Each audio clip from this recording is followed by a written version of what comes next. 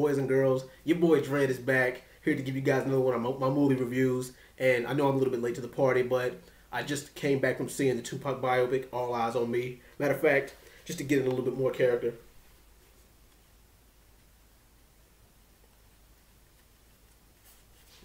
Yeah, there we go. And got the shirt and everything. Rest in peace to all the hip-hop legends. But yeah, I don't really suppose there's a point in calling this movie a spoiler review because it's a Tupac biopic. We all know how it ends. But yeah. Now, I still say to this day that the best hip-hop biopic has got to be Straight Outta Compton. And I'm going to go ahead and say this. This movie is not Straight Outta Compton. But, on the plus side, this movie does what it's supposed to do. Entertains you, gives you a brief history lesson about Tupac, who he was, like, behind the music, and his relationships with certain characters, and his relationship with, basically his impact that he had on not only the music industry, but on pop culture. 90s culture, hip-hop culture, and pretty much what we know today. Now, is there issues with the movie? There's a couple of them. Now, pacing. Like how fast the movie moves, or how fast or slow the movie moves. Now, a lot of people complain about pacing in movies like, oh, this movie drags or it's too slow. This is just the opposite. Even though this movie is just a buck shy of 2.5 hours long, this type of movie, like where if you go to the movie theater to see it, you can't take a bathroom break, because if you go to the bathroom to watch this movie, if you go to the movie theater, take a bathroom break and watch this, you'll already miss like 5 scenes. That's pretty much how fast this movie is. But I guarantee you, like if you go to the theater to see it, then you'll be glued to the theater. Well, you'll be glued to your seat the whole time. Demetrius Shipp Jr.'s performance as Tupac. Well done. That is about as close to Tupac, to the essence of Tupac, as you can get. And he not only looked like him, but he had Tupac's mannerisms. He embodied the character. He had his voice. He had his mannerisms. He had his attitude. Like, if that's not Tupac, if you don't think that Demetrius Shipp Jr. is Tupac, you can think he's damn near a clone. Now, of course, the story starts in 1971, where his mother, Afeni Shakur, just gets out of jail, and she's an established member of the Black Panther Party, and Tupac is still in her belly, and she gives birth to Tupac shortly after that. Then the story skips to 4 years later, where she's trying to establish a home for them. And then it also skips to the early 1980s, where it's Christmas time, and Tupac at the time has a younger sibling, and they're trying to lock up. The FBI is trying to lock up Tupac's stepfather. Now, here's the thing: if you guys for those who have seen the movie, spoiler alert for those who haven't, Tupac's mother gives him a notebook, a pen, and a pad for a Christmas present, and she tells him, that'll get you further than a basketball. But that kind of made me think, like, would Tupac still be alive today if he would have taken another path? Because, like, his word, his pen and a pad, is what ultimately ended up getting him killed. Well, that and associating with the wrong people. But, yeah, if he was Tupac the basketball player instead of Tupac the rapper, would he still be alive today? We can only speculate. But, yeah, like I said, and then he, in his teen years, he's in Baltimore, going to performance art school, where he meets Jada Pinkett, which we know her today as Jada Pinkett Smith.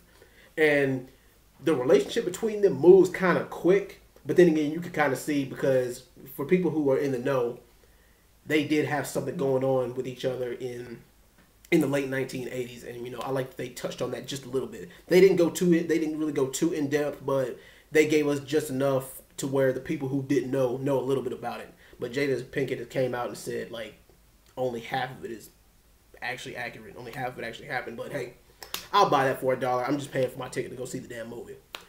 And it skips to the early 90s, where Tupac, he starts to blow up. Like, he's starting to get, mainstream recognition, movies, his earlier albums, and basically him getting looked at by record labels. Especially when he signed with Interscope Records. And his message, like, they were worried about his message being marketable. But hey, NWA was more or less doing the same thing at the time too. Between 1987 through 1992, 93 is when gangster rap was really starting to pop off, when gangster rap was really starting to get mainstream recognition. And Tupac was like, well, they can do it. Why can't I? it's marketable and like it's raw, it's real, and it's gritty.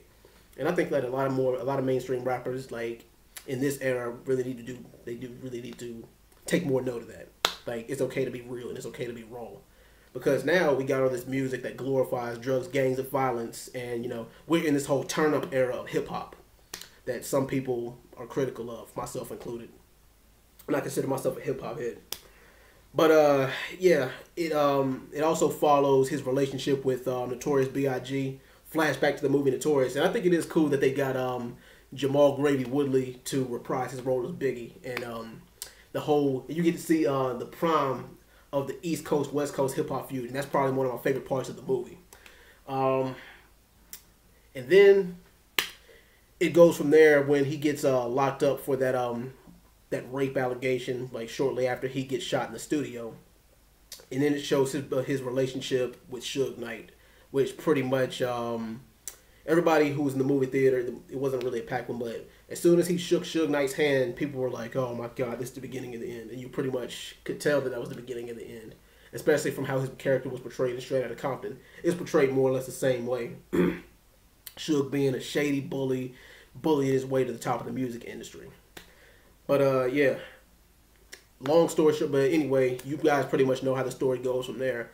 I thought that the cinematography was great. Like, you know, all the shots captured. They captured the essence of the scene, the emotion, like the raw emotion of the scenes. And there's times where you forget that Demetrius Shipp Jr. is actually, you know, an actor. Where you like, is that Tupac? Is that really him? Like, and a lot of people have to stop themselves, you know, from thinking that's really Tupac. But I don't really have too many problems with it. At least not too many that's will keep me turned off from the film or keep me from watching it more than once. I mean, I'm a Tupac fan, so I was hoping that they gave this movie some kind of justice, and they did. It fell short on a couple of things, but like I said, because I'm a hip hop fan, I'm a Tupac fan, I can overlook some of those things. So the final verdict, the acting, I will give it a 8 out of 10. The soundtrack, I mean, come on, it's 90s East Coast hip hop. I gotta give the soundtrack a 10 out of 10. Let's see, the pacing of the movie. Like I said, the pacing's a little bit fast, so I'm gonna give it a 6 out of 10. And the overall plot, like I said, it's a biopic, so what can you really do? I mean, like, you can't really put a rating on that, but overall, now let's see, an overall rating for this movie that I think is fair. I'm gonna give this movie a 7.5 out of 10. That seems like a pretty fair rating to get this movie. It was a buck shy or an 8 out of 10. Now I gave Straight Outta Compton a 9.5 out of 10. Like I said, that's the best hip hop biopic ever. But we'll see what they do with the Death Row movie, which is supposed to be coming. Now I noticed they're doing like this whole hip hop movie thing. Like, you know, there's a whole bunch of spin-offs because Notorious was the first one, and then we had Straight Outta Compton. Now we got this, and then they're gonna be making a Death Row movie the next couple of years. So we're gonna see how that turns out. Anyway, that'll do it for this movie review. If you're new to the channel, like, comment, subscribe, and I'll be back with another video soon. Thank you guys for watching. Peace.